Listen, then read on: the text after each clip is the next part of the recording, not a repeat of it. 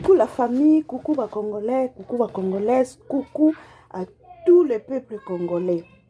El Kambamboka, El Kambamabele, ezali kambu ya mutu surtout azana posa ya avancement pe développement ya mboka na biso. Na michi oyo eloko ezoleka na kati ya mboka na biso Congo démocratique, République démocratique. Na michi oyo ezali je ya francophonie. Alors bandeko tokozanga te koya koloba mwa liloba moko na bayi mboka etanke mwana mboka. Malgré tobima libanda tozwa ba nationalité ya ba ekolo mususu me makila yango ata oza libanda so eloko moko ezo simba te pona mboka motema ezalaka bien te parce que toza bana mboka. Tu ko participer le lokolo wa mwa eloko na tina ya sujet ya francophonie o ezoleka bandeko. Francophonie eza image ya mboka. Francophonie ezali eloko moko oyo biso peuple congolais tolingaki ko profiter pona ko lancer message na bato oyo baza ba partenaire na biso ba occidentaux parce que mboka na biso kimia ezate. Pourquoi Congolais moko te akondima te mboka na ye batu bakufaka batu bazo sibi injustice ba mama baza violé bana baza pays eza médiocre pays ezotambola malamu te enje mboka ngo eponama kaka pona une partie ya batu ba vivaka vie moko meilleure, une partie ya batu ba nyoka makana likono ngo biso nso tozaka ba congolais. C'est pas gentil. Eza kitoko te bandeko. Mboka eza munene toboyi te mais na libanda ya mboka tovandi na mboka oyo pe eza munene koleka kutu Congo mais ba province na bango nyonso tout équilibre ezali. Malgré tout mboka mobimba biso ne soute tokoza ka ba ministre, biso ne soute tokoza la ka bana ya ministre. Non, selon comment je peux dire, quel mot je peux employer, selon caractère social ya mutu. Donc bato ba petit démuni pe bakoko zala na bango na kati ya mboka bato ni surtout te fo bazaka ba président de la république, bato ni surtout te fo bazaka bana ministre, bana ba député, to bana ba PDG. Non, na kati ya mboka ba petit démuni pe fo bazala bato pe baza élevé fo bazala mais équilibre fo ezala de peur que mutu nyo surtout a se retrouver na kati ya mboka bandeko nanga. Vraiment absence na yawa te lokola gauloise ou warioni ou non nga nazaka au milieu du village. Fallait pas faire ebola à quitter na cérémonie oyo eza pona mutu te, eza concert privé pona mutu te, ezalaki eloko ya ba congolais nyo surtout oyo azalaki sélectionné, il fallait prester. Siko botala lelo bandeko nanga. Absence ya faire rigola et salisi francophonie conférence de presse. Normalement quand il y a un événement, conférence de presse et salamaka avant événement. Conférence de presse et salamaka avant événement. Oyoke mutu aza auteur ya événement, il faut lancer message, apé sabiso objectif, apé sabiso but ya cérémonie na ye et ça la maka avant événement et non événement c'est bandi après na simanango organisateur ko sa conférence de presse pona nini injustice monani na misu bo congolais mema makamka na sentiment ate loko eza très important pona bolamu ya mboka mais congolais oyaka na ba sentiment, congolais oyaka na ba polémique, congolais oyaka na système qui fanatisme. Non biso tout aba congolais, biso tout aba congolais. Normalement na ouverture ya cérémonie ya francophonie falaki bolakisa na occidentaux que nous voulons la paix dans notre pays.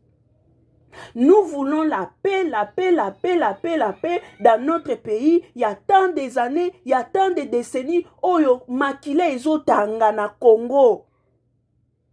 Bana baza violé, mama baza violé, il y a toutes sortes de maltraitance na est ya Congo, il n'y a pas la paix. Nous voulons la paix. eloko oyo bobungi bino baorganisateur ya kosala na kati ya ouverture na bino yango wana à part mwana mwasi wana Barbara Prévu wana à part message ya Barbara mwana mwasi wana Nzembo ayembi a lancer message na mupaya mutu aza étranger na mupaya à comprendre sujet ya manifestation thème ya manifestation eza nini eza paix mupaya olia ye la bino banzembo na ye ya basentiment ya carrière musicale na ye ayeli bino nzembo oyo eza na signification ya amour unité paix kote onguta loba nini pouvoir soki population unie Barbara no bandeko bosali mascara ya kolakisa na mokili ke Congo tozalaka na biso bien na baminda oyo botondiseli bato na stade bosali mascara ya kolakisa ke population eza nango bien bato baza bien bafonctionnaire baza paye bana bazotanga baklasse na bakoni bosali mascara ya kolakisa bato ke tout va bien na Congo ok yen ça ne va pas na Congo yen ça ne va pas yen ça ne va pas na Congo insécurité totale bare ya bato baboma keke wapi ba famille wana o batu bana na bango mibali na bango basi na bango bokati bare na bango bokena soki wapi switch eza wapi yen ça ne va pas na Congo yen ça ne va pas na ba occasion ya boye falaki kosala nini ko lancer message ke botika ko boma biso botika ko zwaka bare na biso ya ofele botika ko maltraiter biso yen ça ne va pas toza batu botala na Burkina Faso na Burkina Faso bolanda makambo eleka na Burkina Faso te na micho na Burkina Faso mutu aza numéro 1 ya la police ya Burkina Faso a frontier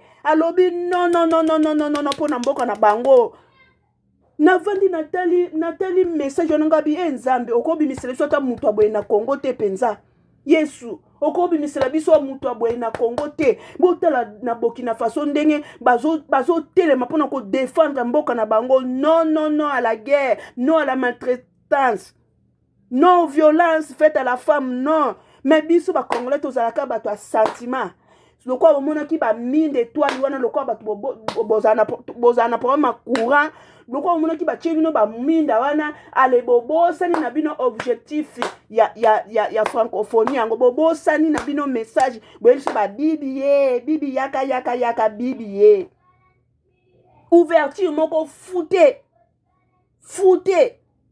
à part Barbara les restes nyei bosale lorote bolancele biso message moko te. Vous pensez que si on était mieux chez nous, nous autres là on allait être dehors? Otika mboka mona muke, okoli libanda, obandi kobota libanda. Non, bandeko. Nanyo, qui sait qui dit? Tala batu no bien. Qui sait dit tala batu no bien? Tala batu no bien. Ma Denise, tala batu no bien. Toi na posa mboka eza na kimia, toi na posa mboka ezonga na ba énorme nango, malgré tout eza ata 100% te, ata 90%, mutu nyonso tu aza na kimia. Ezaka te ke moko batu mususu, kote mususu bazo sepela, kote mususu bazo lela, non. Toi na posa kimia, même este wana, esika bazo boma, batu bazo kufaka butu mo, eza Congo, baza bandeko na biso. Baza makila na biso. Fallait qu'il lancer message pour na koloba na ba occidentaux ke to lingi guerre na mboka na biso te bobomi biso mingi to lingi kimia tout na ba place ya ba manifestation publique boye nde ba profitera pour na ko lancer message ale boke ko la biso bibi bozuli biso bibi oyo ayeli biso ka bibi message moko eleki atate pour na Congo message moko te eleki message mon côté eleki pour na maltraitance ezosala mabutu moi na este ndenge babobomi batu bare bana batu bokata ki boboma ki batu message mon côté eleki pour na Congo kaka bibi suko yebisanga esika bakovanda na ba table na bango ba France 24 ba Okapi soki télévision soki ni ba olobani kaka bibi c'est quoi bibi c'est la solution dans l'est bo sali mabe makasi na ba ouverture à boye fallait qu'il lancer message bon lancer message bon ça là ndenge bosangisaka baartiste nyonso wana bosangisi baartiste nyonso tu bayemba nzembo moko boye mpona message eleka après na nsima nango boye siko na sentiment mpo bino bosala na ouverture ya sentiment bosaleli sentiment bosaleli baminda wana baminda étoile wana botiaki na stade wana bosaleli sentiment bosaleli mpasi oyo baninga bazoyoka na este te mpasi oyo baninga bayoka na este bosaleli yango te yango Congo ezaka nini yango na Congo eza muta sentiment congolais c'est pas bon siko botala bandeko nanga nalali na lamuki boye na simba telefone mbala moko soki muyaya kuna na soki ministre na soki directeur ya francophonie basali nini oyo conférence de presse mpona konégocier Ferregola abeta na nini na bajour etikali mpona francophonie et puis bazo déclarer faire aza na nzembo moko boye ayemba mpona bato ya este wana fale nzembo wana nde beta jour ya ouverture mpona kointerpele bato bazoboma biso bazoyela biso ami ennemi na liboso na biso bazoyela biso ami me na nsima na biso baza banguna bazoboma biso butu moi bandeko congolais tika sentiment congolais congolais tika sentiment congolais Ferregola aza mutu mususu te c'est congolais comme nous mais toboyi te ezala fali abetaki ezala Bill Clinton abetaki ezala bato oyo nyonso babeti wana toboyi te baza bandeko na biso mais message bi ya video na ngai message eleki te congolais moko te alekisi message na makele nyonso botiaki na jour ya couverture message ya te message moins message eza te mpona honneur même ya bato biso bacongolais banje mosusu ezalaka rumba no honneur même ya bakolo bapapa na biso ya mikolo babanda barumba wana mpona honneur ata bahommage na bango borendre bango ata hommage faki korendre bango hommage bajour ya ouverture borendre bango hommage mais totika lomo nango te bibi toke na bibi wapi toke na bibi wapi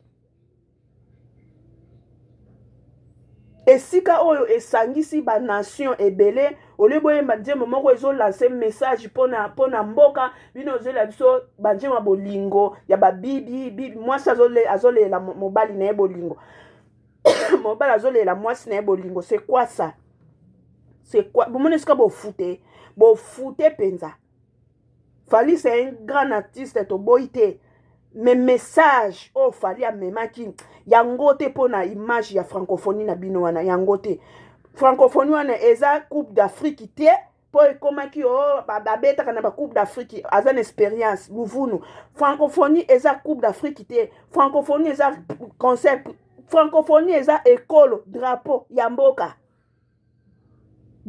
mboka boseli sentiment makasi siko bolaye bolamuki bomonika ke non oyo osaba conférence de presse na bino ezanga mutu na makolo est conférence de presse yango bolinga conférence de presse basala yango après événement to conférence de presse basala yango avant événement bandeko toyoka na conférence de presse bango bongo tozonga na analyse mpo naoki mafuta naoki mpena mafuta mpenza botika fera vana na ye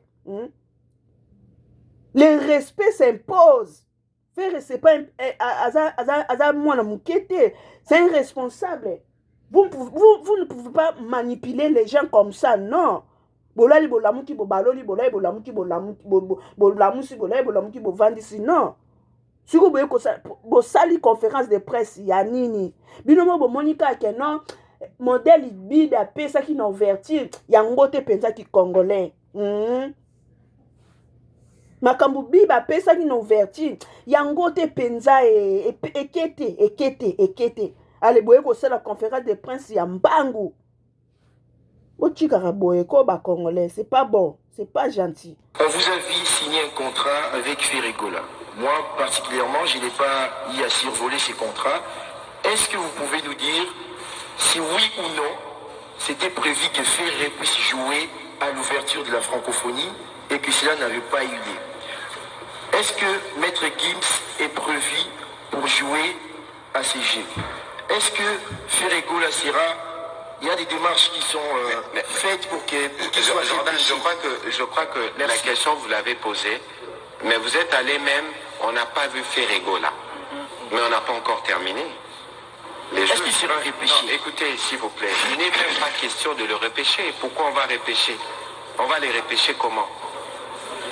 Parce qu'il avait signé un contrat. Non, c'est pour ça que les directeurs vont y répondre. L'invitation que nous avions faite tout à l'heure, parce qu'il ne faudrait plus que cette question revienne, nous n'y répondrons plus, qu'on verse dans la polémique. Il y a évidemment, nous savons dans quel contexte nos artistes évoluent, il y a toujours une forme de compétition et qui est portée par leurs fans respectifs. Ici, il y a un esprit. Il y a un esprit de célébration du drapeau, un esprit d'unité, où nous voulons utiliser nos meilleurs artistes pour qu'ils puissent donner de la voix.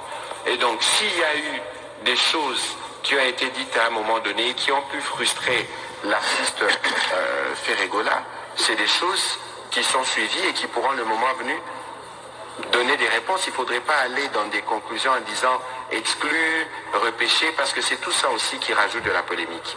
Ici, nous voulons nous assurer que nos artistes aient leur place. Monsieur Isidore, est-ce que vous avez un dernier commentaire sur ces sujets? Oui, je vais d'abord commencer par la première question. En fait, notre budget a prévu... Bandeko, nazwi na point ya maître Gims.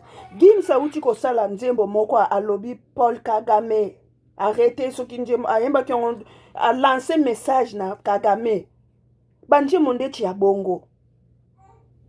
Faut rebeta na ouverture. Hein? Banjembo ndeti ya bongo Paul Kagame wana su ale. Njembo ngwe bando ya na bakomba na komba Kagame. Banjembo ko fachi ya fachi. Pa fachi. Talanga nzam ta ide pesi pa fachi ko sa bote pardon. Ko sa bote pardon pa fachi. Pa fachi. Oh. Pa fachi. Njembo Gims auti ko beta ya Kagame na suka na wando lansika Paul Kagame. C'est un message. Hein? C'est un message. Bozui bateau baza na ba message important bo fini bango. Oya ezara lo yenge eke ezongi bango wana nde bino bozomo na bato malonga. Hein? Yo mokila on pesa la bongo to aninyo. Hein? Muto azane loko azane aropesa fruit moko ya malamu bo fina ye. Hein? O aza bo fina ye. Mais o eza makelele nde yango wana bino bozo distrait peuple. Monde bo distrait peuple. Monde bo distrait peuple na ouverture ya francophonie bo distrait peuple. Boeli peuple makelele. Peuple akoki ko s'exprimer te totanga bien te ba enseignant baza impayé, ba politicien impayé, insécurité na mboka bato basisi ba classe universitaire misala ezate. Bo distrait peuple na bibi. Bo distrait peuple makasi fachi. Bongisa batu na yo fachi. Bongisa batu na yo ma Denise. Bongisa na batu na yo. Une contribution du gouvernement fédéral, une contribution du gouvernement provincial, une contribution de l'OIF, mais aussi une contribution qui vient du CNJF par notamment la vente des billets et aussi par toutes les ententes que nous avons avec les différents sponsors.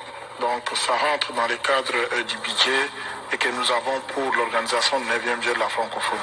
Concernant la question de Ferregola, vous savez, je vous l'ai dit tantôt que moi, j'ai eu le privilège de les recevoir. Nous avons échangé longuement sur un certain nombre de projets que nous voulons développer ensemble. Vous savez que c'est un grand leader musical ici dans notre pays et aussi au niveau international. Il a été disposé de travailler avec nous sur un certain nombre de projets. Et je pense que nous sommes, je ne peux pas ici vous le dire, qu'est-ce qui doit être fait. Je voudrais que vous puissiez voir par vous-même ce qui va être fait. Mais ce qui est sûr, c'est que jusqu'à la fin des Jeux, il va faire une prestation, une belle prestation. Je souhaite que ça soit encore plus belle que celle que nous avons vécue il y a quelques semaines. Je peux vous assurer qu'il est disposé à lever les drapeaux de son pays et à servir son pays. Et comme il l'a fait, vous savez, la cérémonie que nous avons faite, nous avons, comme a toujours dit son Excellence, le ministre des Communications, c'est un nouveau narratif. Aujourd'hui, le Congo est regardé, la République démocratique du Congo est regardée sous un autre angle. Et je pense que nos musiciens, c'est pour ça que nous avons voulu, c'est pas les aligner tous, mais aligner en tout cas un bon nombre de nos musiciens congolais pour qu'ils puissent agrémenter, parce que tous ces jeunes qui sont venus ici, sont venus également parce qu'ils étaient excités de venir à Kinshasa, la capitale de la rumba. Donc nous allons faire jouer tout ce monde. Et je peux vous assurer que Ferregola est là, et il va jouer et il va faire une belle prestation. Alors, sur la question de Maître Gims, j'ai cru voir son manager dans la salle, Charles Tabou. Maître Gims jouera. Il y a des instructions qui ont été données à ces sujets d'ailleurs dès le départ. Je pense que ce soit au niveau, en tout cas au niveau du gouvernement, les dispositions seront prises pour qu'il puisse aussi apporter sa voix dans ce qui se fera ici. Madame la ministre, vous voulez y répondre? Merci pour la question. Je suis un peu surprise de voir que cette question revient parce que nous avons suivi beaucoup de réactions sur les réseaux sociaux. C'est que je sais que les jeux de la francophonie, ce sont des jeux... Osa surpris ndeni, madame la ministre. Comment cause la surpris? Botika ben justice wana fera mwana mboka, Gims aza mwana mboka. Botika ko sous-estimera bani bozo fina baninga non. Là nous autres on n'est pas d'accord avec vous. On n'est pas d'accord, madame la ministre. Ezo mona na poza oza mutu asika. Madame la ministre, oza ministre ya sika. Ezo mona na mama balinga bana nyonso tu. Oh. Mama kabolaka te, mama linga bana nyonso tu. Oza la surprise ndenge nini mama? Donc ndenge Ferregola asilika ki Ferregola siliki na ye pa moni mavwanga. Mama yo lingolo bake mécontente ya mwana yo mona ki yango te vraiment solo wana mama. Ferregola za étranger te. C'est un fils du pays. Azo mérité o nyonso tu bana nyonso tu bazo mérité. Ye pe fo a mérité yango. Ezate bo sous-estimera ye non. Est-ce que Ferregola za zoba po a refusé a lancé message wana que a rejoué na francophonie? Bosala ki ni ane loko mon bosali Ferregola ero yebana kaka un jour eko yebana tozalia eko yebana ane loko mon bosali Ferregola loko akokana eko lobate yangwana aboyi na ba problème ami bendi ane loko mon bosali mais ero yebana kaka pourquoi koko maltraiter Ferregola boy loko aya lobaka na ete na biso ba msuto kotelema ko lobata liloba moko po na Ferregola azo vivre injustice na mboka na ye moko. Pourquoi asa binoni asali bino nini ye mta tinda ki bino boza na mingongo epola mais yeso aza na chance wana ana na mungongo ya bien bo pesa ye chance a œuvre mungongo na ye a exercer mungongo ntala na ye bozo finaka et pourquoi? Comment yo mama ministre yo za mama ya bana nyo surtout bana bazo potana yo yebite nandeni ma ministre botika ben justice swana biso no surtout aba congolais soki eloko ezali po na Congo mwana nyo surtout il faut azwa part na e nandenga malamu ezate ke bana msuba silika bana msuba sepela non totika no mamba ba polémique pe yo kanzi polémique wana elamuki pona ni parce que batu bamoni injustice bosali po na Ferregola yango e lancer public. Merci na wifi, merci na internet. Poso makambo ezoleka te na Congo biso to alibanda toko telema na ba caméra na biso toko loba. Nous allons parler si ça ne va pas. Ferregola za étranger te Ferregola za étranger te aza mwana mboka lokola bana nyo surtout mais pourquoi bozo sous-estimer ye? Pourquoi bozo tchaka ye mupanzi? Pourquoi asali nini? Organisé. Et quand nous étions en train de prendre des dispositions pour l'appropriation et la participation de tous les artistes et de tous les culturels de notre pays et beaucoup plus de la ville de Kinshasa, nous avons estimé qu'il fallait tenir compte de ce qui était juste et équitable, suivant bien évidemment les devises des Jeux de la francophonie. Et nous avons estimé que nous devrions rester au milieu du village et ne pas pencher du côté du fanatisme, parce que les Jeux de la francophonie ont besoin vraiment d'une sorte de respect des normes. Alors pour la question de faire, et moi, personnellement, en tant que ministre de la Culture, je n'avais pas été saisi d'un quelconque problème. Je sais seulement qu'il y a les gens qui ont voulu créer des buzz et qui ont estimé que c'était le moment ou jamais de créer une sorte de conflit encore pendant ces Jeux. Je sais seulement qu'il y a certaines mélomanes qui voudraient que Ferregola puisse jouer. À l'ouverture, ça n'a pas été le cas, il n'a pas joué à l'ouverture. Il voulait assez qu'on voit où est-ce qu'on va le placer, d'autant plus qu'il y a des concerts qui sont en train d'être organisés en marge évidemment des Jeux de la francophonie, comme pour inviter les gens à s'approprier les Jeux. Alors s'il y a une information particulière, je ne sais pas si les directeurs peuvent en avoir, mais pour ce qui me concerne, je n'ai pas été saisi d'un quelconque problème ou d'une plainte allant dans ce sens-là, pour dire qu'il y a une discrimination ou un traitement malsain par rapport aux artistes qui ont été choisis pour participer à ces Jeux. Donc s'il y a un problème particulier, je ne suis pas peut-être saisi. Et si les autres qui sont dans les collèges, parce que nous sommes dans les comités de pilotage, et tous les problèmes sont traités pratiquement à ces niveaux-là, ça peut être peut-être aujourd'hui ou hier que ce cas a été présenté, mais je ne suis pas encore saisi d'une quelconque plainte. Voilà ce que je peux dire à ce point. Voilà, Madame la Ministre, si je peux me permettre de vous compléter, parce que nous tous, nous avons suivi. Je crois qu'au-delà de la polémique et des commentaires inappropriés, parce que je crois qu'il y a eu des commentaires inappropriés qui ont certainement irrité l'artiste Ferregola, il faut que la vérité soit dite sur ce qui s'est passé. La cérémonie d'ouverture que vous avez vue est une cérémonie qui a été préparée de longue date. Et vous avez vu tout ce que nous avons utilisé comme matériel en termes de son, de lumière et même de polytechnie. J'oublie le terme exact pour des spectacles de pire. Voilà, merci, le mot m'a échappé. Et donc, c'était un scénario qui était pensé depuis bien longtemps. Et dans la scénarisation, l'artiste Fally Ipupa avait été intégré, comme on avait intégré Madame Kirongozi avec le robot roulage qui était femme. Parce qu'il y avait un besoin pour nous de... Fally Ipupa avait été intégré. Fally Ipupa avait été intégré, c'est-à-dire il n'était pas là. Fally Ipupa zaki na programme T. Yango avait été intégré. C'est que bino boche mbilinga na programme en francophonie. Au monde au sol ici conférence de presse en balakata. Donner aussi la place à la femme entrepreneur, mais aussi dans l'image de ce que les femmes apportent comme travail pour la République démocratique du Congo. La cérémonie d'ouverture a été donc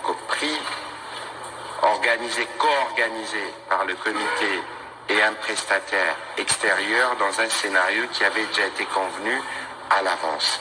Mais parce que les athlètes, comme les délégations, viennent en République démocratique du Congo, qui est reconnue comme la ville de ce qui se faisait comme compétition à la fois culturelle et sportive, donner de la voix comme on peut donner de la voix à travers des concerts populaires qu'on appelle le Nuits africaines.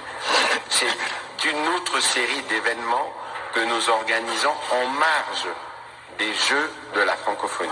Il faut que cela soit bien clair. Et dans cet ordre-là, sous la coordination de M. Isidore, il pourra peut-être, le directeur de jeu, il pourra peut-être compléter, il y avait une programmation des artistes qui a été faite, et il y avait l'artiste Ferregola qui avait été prévu pour prester, je pense, le 4.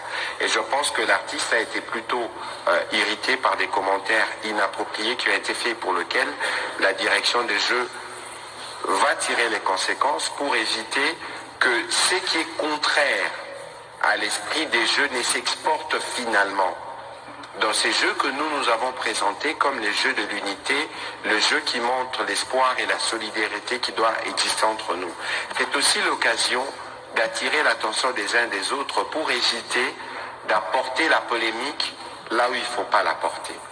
L'idée des départs, c'était de faire une célébration du drapeau. Nous l'avons fait vendredi et nous voulons continuer dans cet élan de célébration en y enjoignant ceux que nous avons comme nos meilleurs artistes.